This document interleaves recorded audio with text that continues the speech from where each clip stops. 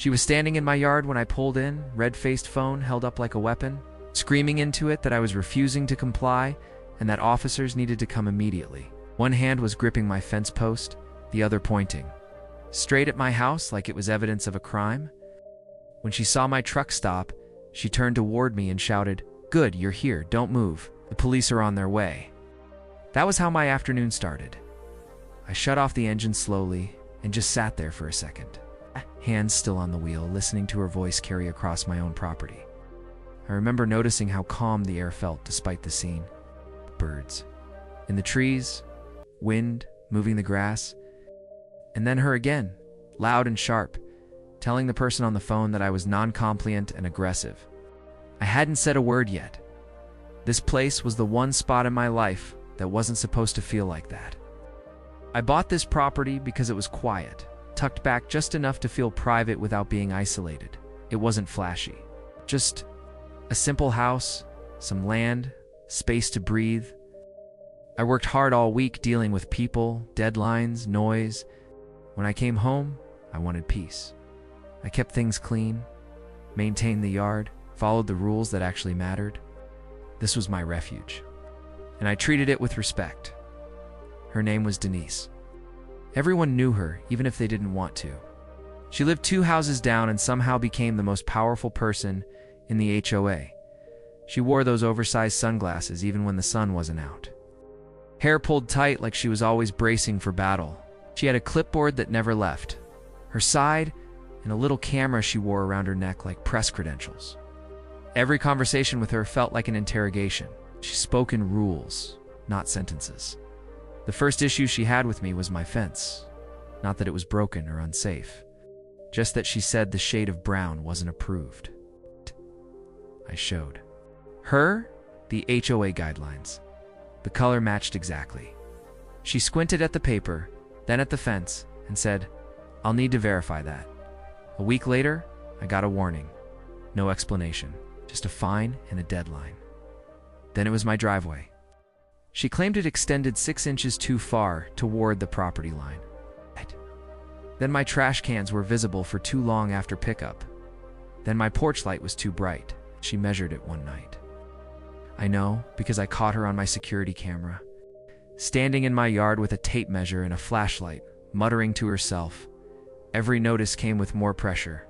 Fines stacked up, threats of further action. Letters written in bold language meant to scare, not inform.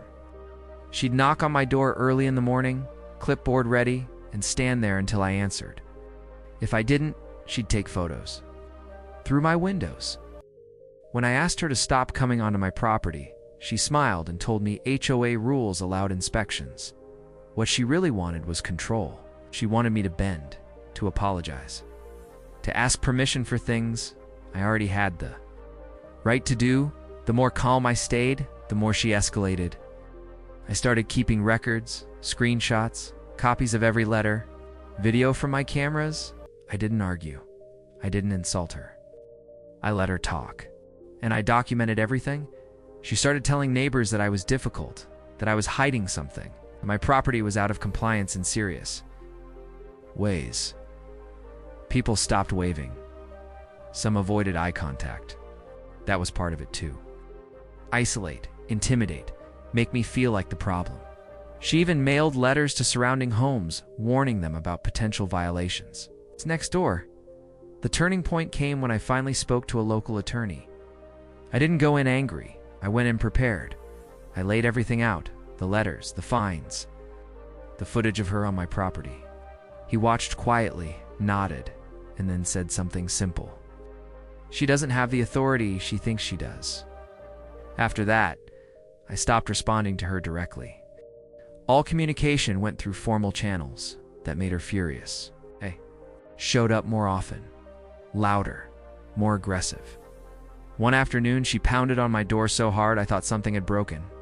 When I didn't answer, she called the police, which brought us back to that day, her standing in my yard, telling the dispatcher that I was threatening her. When the officers arrived, she launched into her story before they even spoke to me. She waved her clipboard, pointed at my house, told them I was refusing inspections and violating HOA law.